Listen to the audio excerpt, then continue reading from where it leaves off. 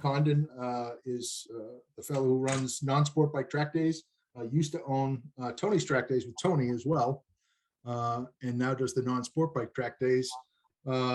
He's got ridinginthezone.com is his website. You get a whole lot of training information there for free. A lot of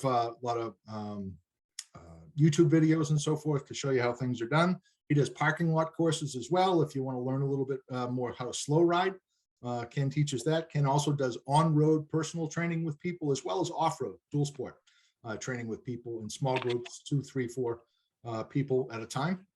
So you can talk to Ken and get on his schedule for that. But without ado, Ken Condon. Yeah, thanks everybody for coming. Last week, we had over 100 people. We know it was more because people were knocking at the door, but we couldn't let them in because of our account limits. But I wasn't surprised that so many people wanted it because of the slow speed maneuvers, and that's the challenge about riding a motorcycle. Anyhow, we did talk about some of our topic tonight, which is going to be on using the rear brake. We talked about how the rear brake applies to slow speed maneuvers last week, so that we'll touch on again because it's an important tool for being able to control your bike at really slow speeds. So let's start off just with the idea about just brakes. We think of the brakes as a tool to slow us down or to stop us. All right, and that's absolutely true. That is what comes to mind right away, and for a reason. So if you think about the front brake as your power brake, that's the one that really gets your bike stopped, and because of load transfer. We'll talk about that in a little bit. And the rear brake, for various reasons, is your control brake. So the rear brake adds stopping force, it adds stopping power, but it has its own, it's limited because of what we talked about, how load increases on the front, increases traction in the front, but decreases in the rear because of that load transfer. Now, there are times when that gets minimized, like when you have a passenger. Make it a habit to use that rear brake along with the front brake. So whenever people say, well, what brake should I use? And I said, just for normal braking, use both brakes. Always use both brakes. Are there times when you don't use both brakes? Well, yeah. I mean, but we talked about the slow speed maneuvers. Using the front brake is a little overkill, and it can upset your balance and your drive. So you would probably want to forego the front brake. You might not want to use the front brake. It's certainly not a lot if you're going down, say, like a gravel hill, and because the consequences of locking the front wheel are great. You'll go down, you'll tuck the front and go down if you over brake. That said, like when I'm off-road riding, I use the front brake, absolutely, and I just use one finger on the brake lever. But if same with on the street, if I don't use the front brake, I'm losing most of my brake power because the load is still going to go on the front tire, whether it's pavement or dirt. But I have to be, very precise about its use. So, but the rear brake now, when you're going downhill and gravel, you can drag it, and if it skids, it's not a big deal. You kind of fishtail a little bit, but it's not going to knock you, drop you on your head the way tucking the front or locking the front will. So that would be a couple of examples why you would, favor the rear and maybe not use the front, or just very light on the front. And again, slow speed maneuvers, the front brake is a little too powerful and too jumpy for really controlling your bike, where you have to keep it at 4.5 miles per hour. 5 miles per hour is too fast. 3.5 is too slow. You want to keep it really in control. That's where the rear brake comes in. That's your control brake, because it's not terribly powerful. And that's actually its benefit, is that it's not terribly powerful. So the other thing is that when you're braking using both brakes, you're sharing the load between both tires as far as the braking force. You're really alleviating some of the work that the front tire is doing when you use the rear. Again, it's going to change as you brake. I see Tim asked a question that I'm going to cover in a little bit, which is linked brakes, and so I'll talk about that for sure. Don't worry. So when other times would you focus on the rear brake and what its benefits are? Another one is that how it stabilizes a chassis. So when you are using the rear brake, this again, we talked about it and how it works with the slow speed maneuvers. So this works when you're creeping along in traffic. I drag the rear brake oftentimes when I'm just creeping along. If I feel I need a little more stability. and for whatever situation. If I'm on a motorcycle that's got a notchy throttle, very jumpy, I drag the rear brake to keep it from actually moving the bike forward with the jump of the throttle. I can't control the throttle if it's, if it's jumpier than like normal. So it's not me, it's actually literally the throttle. The Tenere I just bought a new Tenere 700, and Yamaha, for some reason, they just, can't quite get that zero throttle to like 3% throttle, right? It just jumps to 7 or 8%. And so I oftentimes, when I'm making a maneuver, I drag the rear brake to keep the bike from actually, jumping with the throttle. So that's a really useful benefit of the rear brake.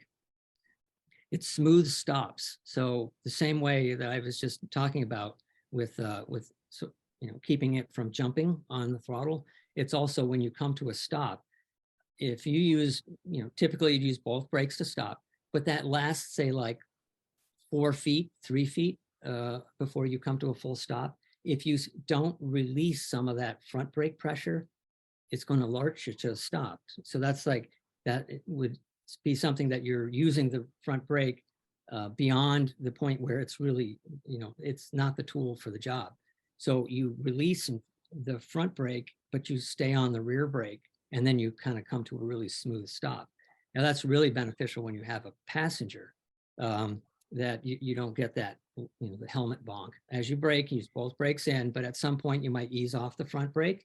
Maybe not 100%, but you ease off it, but you keep the rear brake on and you finish your stop with the rear brake. Now, one of the benefits of that too is that, well, the problems with coming to an abrupt stop is that if you have don't have great inseam length and your bike is tall, and anytime you cause the bike to lurch in any way, you're upsetting balance. And I've seen people, come to a really abrupt stop and then suddenly have to hurry up and put their foot down.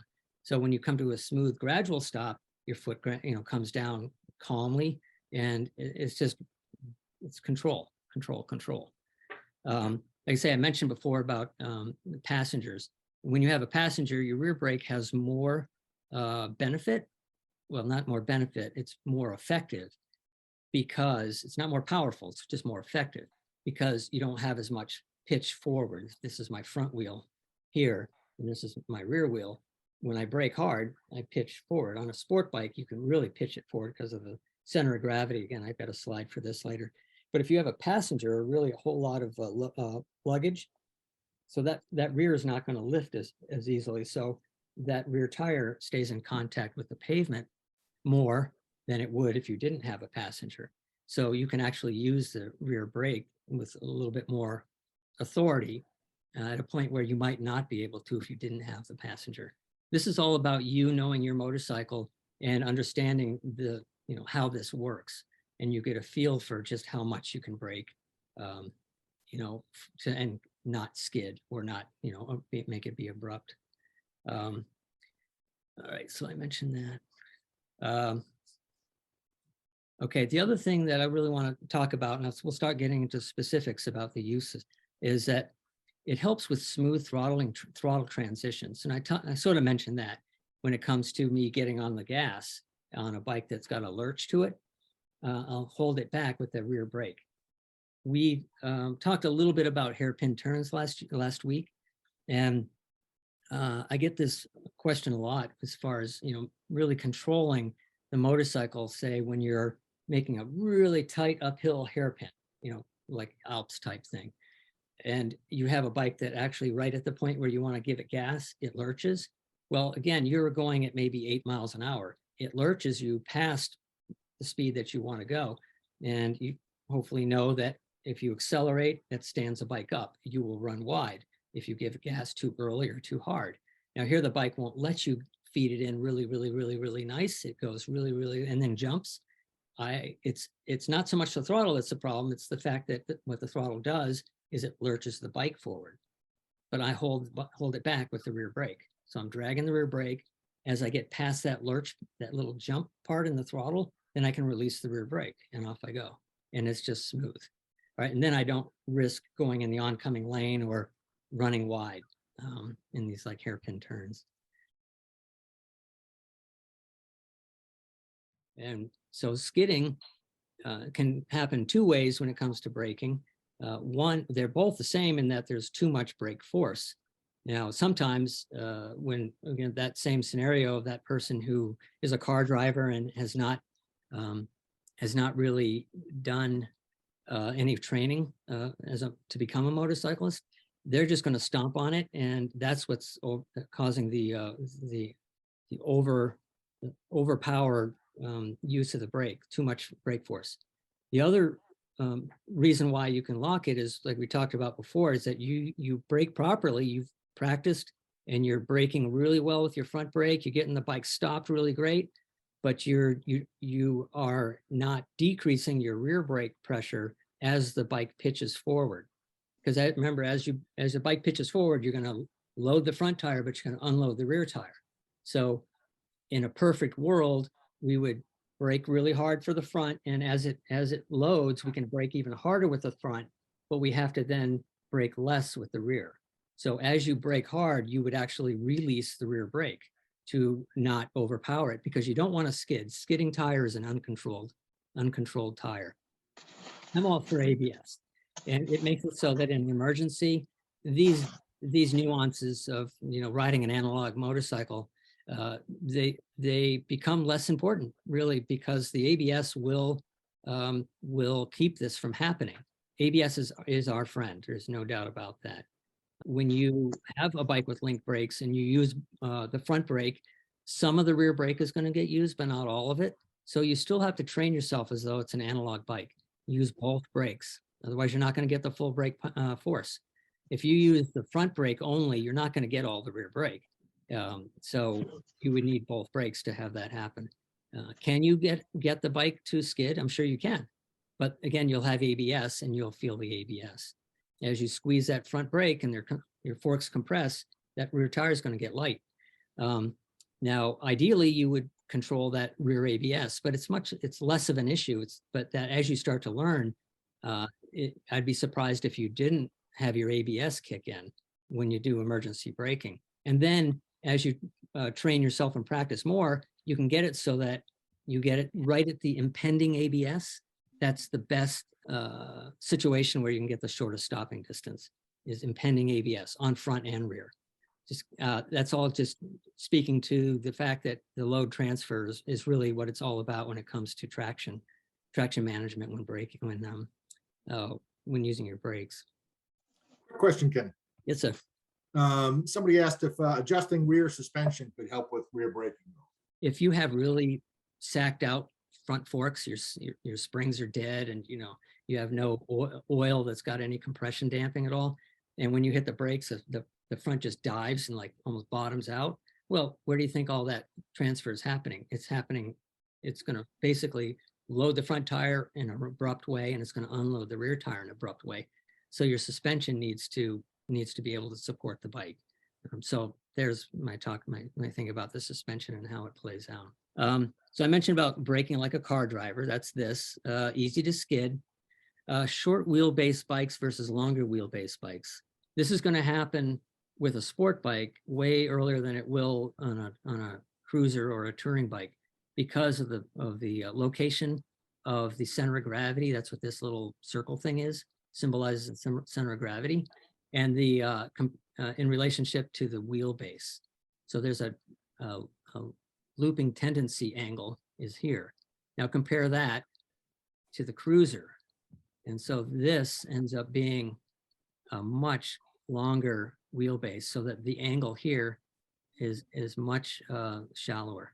And so that's the physics behind the fact that you're not really going to ever loop a long wheelbase motorcycle like that. It just won't happen. So again, that's speaking to the difference between motorcycles. And you can see the passenger. Again, you have passenger and luggage and stuff. Getting that rear wheel off the ground under even maximum braking, that's just never going to happen.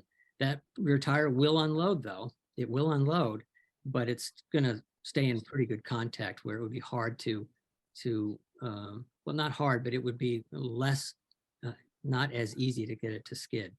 Still, the technique is the same. You brake like a crazy man, crazy woman on that front, because you want to load that front tire. That's your power brake. And then this you keep in control. You can see up here what happens when, even with a cruiser, that, you can see a suspension is pretty darn compressed. And that's what happens as you lock the rear wheel. This is just purely, being ham-fisted with your rear brake. You just got to control it. When I talked about like stability, dragging the rear brake, let's say in traffic, like when I want to just go really, really slow, if I drag the rear brake, so by dragging this, see how it's off center, right? The travel is off center. This, by braking, it's going to take that contact patch and put it in line with the front tire. So that's what, again, the physics of it all. There's your center of gravity. Okay, so that's your stabilizing force right there.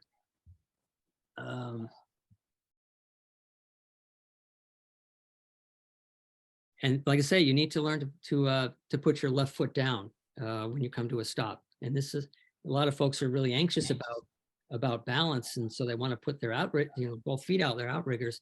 But you'll find as you get better and more confident at just keeping having your left foot come down and your right foot on the rear brake, the bike will be more stable. A couple other questions, Ken. Yeah. One, does braking badly or wrong cause the front tire to cup it? And how to prevent that, if so? Cupping the tread, the tire wear? Yes. Yeah. Yeah. So because when most of my riding on my Tiger is with students, and much more than half my miles I put on that bike are with students, and we do emergency braking from speed, from 50 miles an hour. And it kills my knobby tires. They're not knobbies, but they're 50-50 tires. And yeah, because of that, the forces that from the emergency braking do cause the little treads to cup, but they're also like knobbies. They're not like as much like a street tire. So that's going to happen more on a knobby like that. Typically, you're not doing that. You're not doing it like how I'm doing it. I pretty much, the cost of business is front tires for me. But for a normal person, unless you're braking hard all the time, in which case you're doing something else wrong. Strategies need to be fixed. So another question when you're ready, Ken. Yeah, go ahead. Since it appears that the weight transfer under braking is less with a cruiser, does this mean that one should be less aggressive with the front brake on a cruiser? Negative, because you still presumably want to come to, as in an emergency anyhow, the shortest distance as you safely can, as you possibly can. So you would use maximum front brake, and now you're going to actually be able to stop the bike sooner in less distance than a sport bike. That's right. Even though the bike is heavy, actually even the weight sort of gives you advantage because you have more traction with weight, overall weight, but the pitching. So if you put a sport bike against a cruiser in a contest of shortest stopping distance, the cruiser will win every time. And that's because of the physics of the long wheelbase and the pitching. So you not only do you have all the power that the manufacturer designed into your motorcycle in the front, you also get to use pretty much 80% of the rear brake force that's on that cruiser. On a sport bike, if I use 100% of my front brake, that power, my rear wheel will be off the ground. So I can't use it. So the chances are, even though my bike is lighter, it's not like that the cruiser would, stomp the sport bike by 50 feet or anything, but it would be significant. So keep that in mind. So no, you need to use the front brake maximal when you practice. And again, you don't have to use maximum braking all the time. You're training yourself for the time when you need to. But if you don't train yourself in practice regularly to use all the power, then you will have trouble. I mean, Matthew, who posted on Facebook about the deer that jumped out in front of him, and he and I worked together in the parking lot and street training last year, he says that it was because of that training that he didn't hit the deer. There you go. I mean, you have to be able to use all the power there is. So, yeah, no, it does not mean you can get away with less front brake, power. Now, when you see less than emergency braking, can you argue that, you could get away with, I guess you could, but what a bad habit. Don't do that. Still keep your front brake is your primary brake for slowing, and your rear brake is your control brake. So you have more leeway. You can be a little bit less precise with your rear brake if you've got a cruiser. And it certainly, if you have a passenger, you can, you're not going to overstep the threshold of traction when you've as quickly, right? Oh, so speaking of that, when I'm on the racetrack, and this is something that came up about non-sport bike track day, a post that an instructor a few years back, who I heard from somebody, told her that she shouldn't use the rear brake on the track. Now, since then, I mean, I've made sure, because I heard she mentioned this to me before, I made sure that that instructor understood that we're training street riders. Now, this is an instructor who's been instructing with Tony's track days, the regular track day crowd, for a long time. And he's a racer. They don't use the rear brake. And for the reason I was mentioning is that if I'm braking really hard, going into turn one, I don't have any weight on the rear tire to speak of. So if I were to use the rear brake, I'd have to do it deliberately. And you see how, if you ever watch racing at all, that they'll back the bike in so that they'll come into the corner and they'll actually let the bike drift, and then they'll get the bike pointed and then they take off. They can do that with both a downshift and a little rear brake. And it's what we do like on the ice when you come in and drift in, and we kind of basically jam the rear brake and break the rear loose. But that's why we don't use the rear brake on the racetrack. And again, when you do a non-sport bike track day, you don't worry about it. And you're not doing anything that's much different than what you would do on the street as far as your braking goes. So if you have linked brakes or anything like that, you don't worry about it. We recommend you use both brakes when you're at the non-sport bike track day, because you're street riders and this is what we're training you for.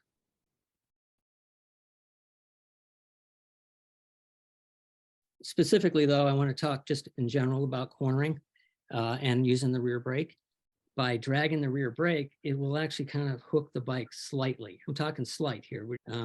For maximum stability, you want tension on the drivetrain. So the rear brake does that.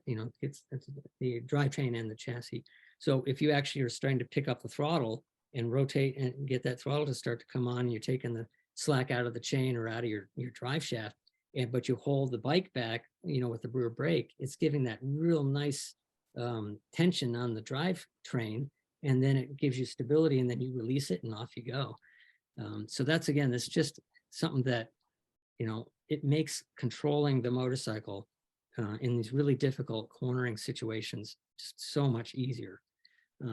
It's not really that hard either. It's a little bit of like coordination adjustment, but it's mostly because you have to break a habit that you've had for years and years, which is to either not use the rear brake or not use the rear brake the way I'm describing. It takes practice.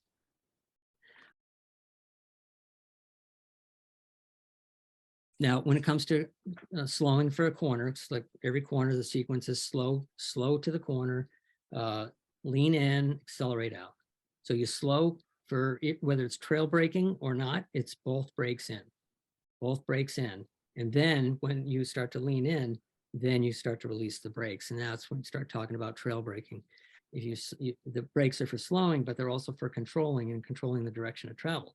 So as you're coming in and use the brakes, the bike wants to pivot on that front tire here because it's loaded, your suspension's compressed. And then as you lean it in and you start to transition off of the brakes and then start to pick it up, the bike starts to naturally pick up.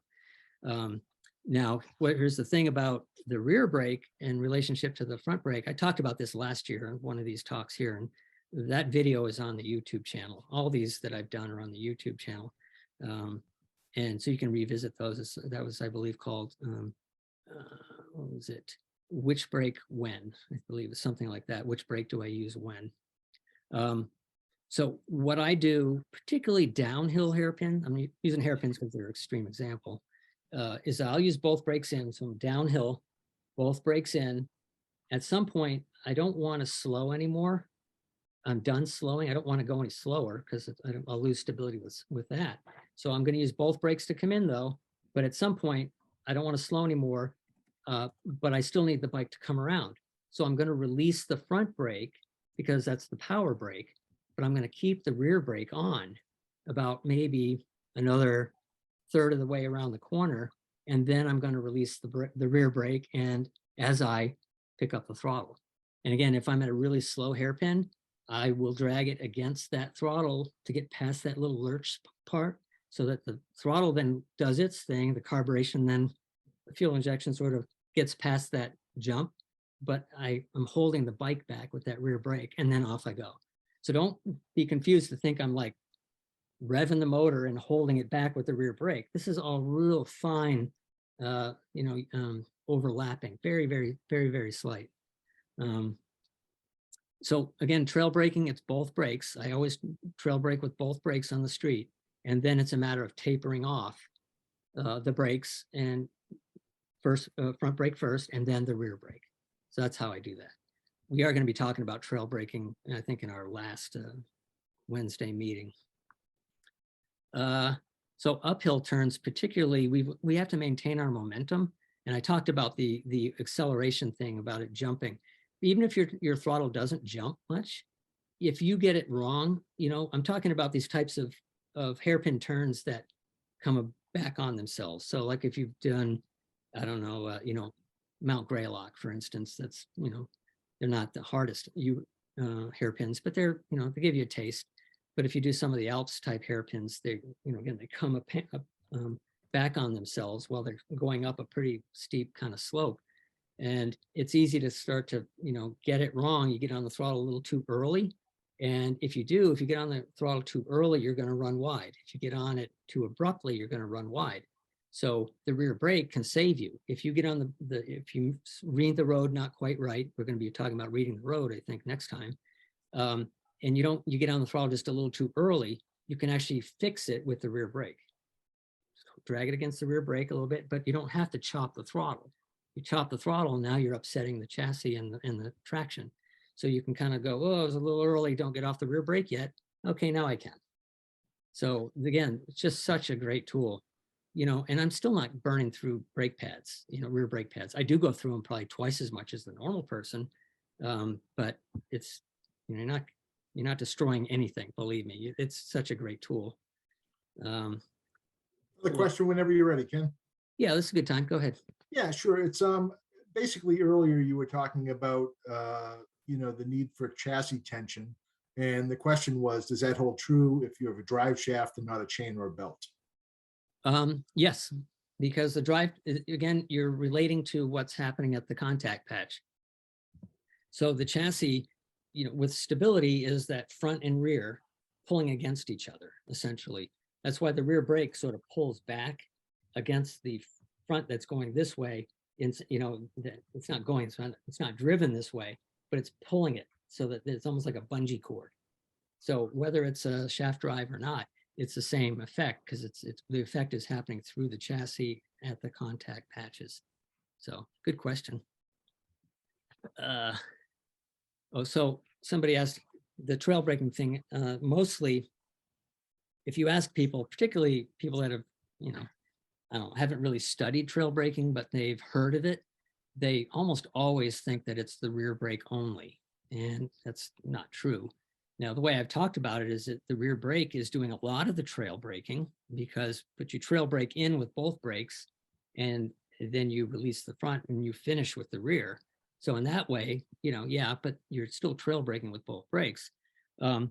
What I think, there was a time when people just really thought of, they were off the brakes, got into the corner, but they used the rear brake to do all the other things I'm talking about, which is to kind of control their speed. But that if you use the front brake into the corner, that's trail braking. So you got both brakes to trail brake in. So it can be just the rear brake. Yeah, sure, that's trail braking. It can be just the front brake, like we do on the racetrack. That's trail braking. And it can be both brakes, and it can be combinations, and it can even be deceleration. But I talk about that in my training. That deceleration is braking. It's engine braking. So you do that at the same timing, you decelerate, because you don't have to brake for every corner. So you decelerate, you get into the corner, and then at some point you accelerate. You accelerate too early, you're going to run wide. You accelerate too late, it might then lose your momentum, particularly like in an uphill hairpin.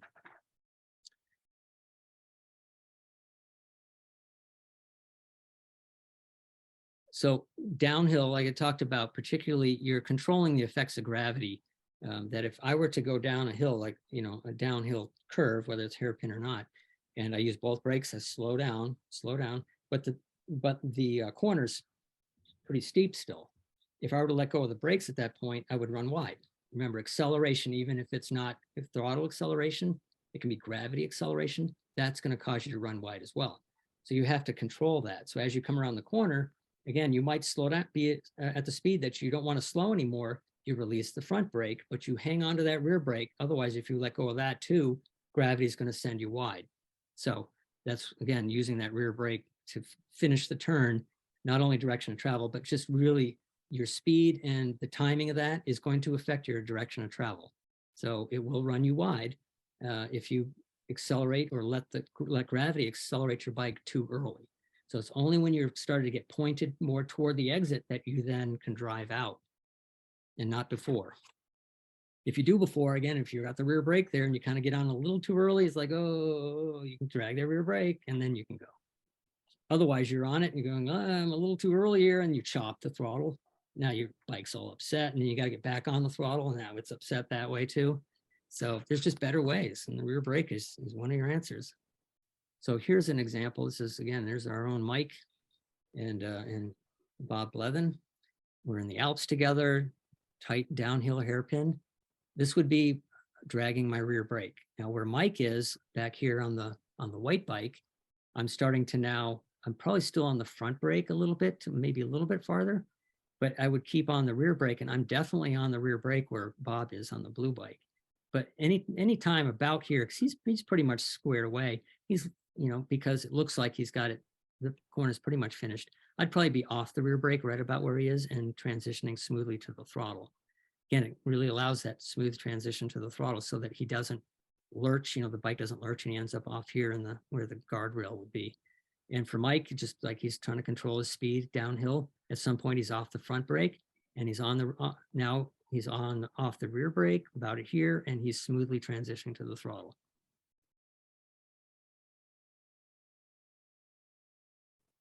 Yeah, slow speed maneuvers. If you were here last week, you know that dragging that rear brake is going to help control your speed to, again, the point where I want to be at 5 miles per hour, not 5.5, not 4.5. I want to be at 5 miles per hour. And the rear brake helps me do that. Of course, I'm in the friction zone with my clutch, and I'm keeping the throttle dead steady. It's revving slightly. You're elevated throttle, but you do not adjust your speed with the throttle. That's surely up and down, and you will go from 5 miles per hour to 3.5, and you will have to put your foot down. Or you'll end up going from 5 miles an hour to 6.5, and you're going to run wide. So that's the way that you can really control that speed. Some people can do it without.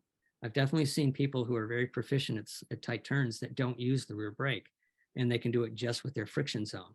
But, again, it's a tool that, I can do my best U-turns with the rear brake. I can do them without it, but why not use the tool that makes me most secure and makes it so that I can make the tightest turns. Yeah, I mentioned linked brakes, and I'll just hit on that again just to make sure I've hit my bullet points. The techniques still apply. The same techniques still apply. You are going to have a little less effect when you can separate your front brake from your rear brake, but it's still not really, it's the effects there. It's just that it's not going to be quite as pronounced. And remember that the brakes are proportional. I believe, like I meant to look this up last time, but BMW, I know, has made it so that their linked brake systems decouple when you go below a certain miles per hour. I don't remember what it is, 8 miles an hour or something. Somebody here probably knows. But the fact that's just brilliant. So that now I have no front brake power at all at a point like here. This guy here doesn't want front brake power right here, just wants rear brake.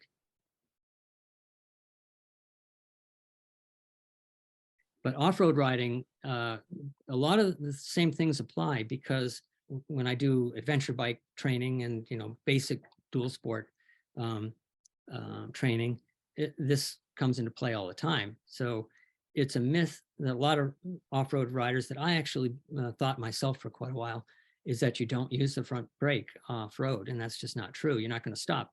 So I was realizing when we go down a steep hill in my XT 250 and all I use is my rear brake, I'm skidding all the way down and the rear is like fishtailing and I'm bouncing off rocks and it's just hair raising. When you start using the front brake, now you've got a controlled, slow descent. And so the front brake is critical. You just have to do it, like I say, use one finger on off-road. But loose surfaces, when you've got that situation, you have to just know when it's time to use one brake over another, and it's not just black or white. It's like rear brake here, okay, a little less rear brake here, a little more front brake here, and that's how you do it. And it's not any different than like when I'm going on the racetrack, I'm talking about off-road here, but on the racetrack, I'm using all the traction. So I really can't afford to do the wrong thing at the wrong time. Otherwise, that's what causes people to crash when you're using all the traction. So I'm getting a feel for, okay, the timing of when I need to be off the front brake is now. And the transition to the throttle is now. And it's just precise. And you get into this, just this rhythm where you just are feeling your tires. You're really having a traction sense that is developed by first knowledge, like what you guys are getting now, and then just really is trying to try these techniques. And then you're going to say, oh, wow, that really works. And I see now I can feel how the motorcycle is actually being affected by what I do with the rear brake or with, whatever. So I think that's all I've got. Thanks, Ken. Just so you know, we've talked about non-sport bike track days a couple times tonight. So if you're interested in that or you want to learn more about it, you can go to Ken's site at ridinginthezone.com and look for the non-sport bike track day. We have one in May. We have one in August. It's a great way to be able to practice street skills, without sand cups, everything else on the road distracting you. So if you want to check that out, it is at ridinginthezone.com. Thanks for joining us. We will be doing this again next Wednesday.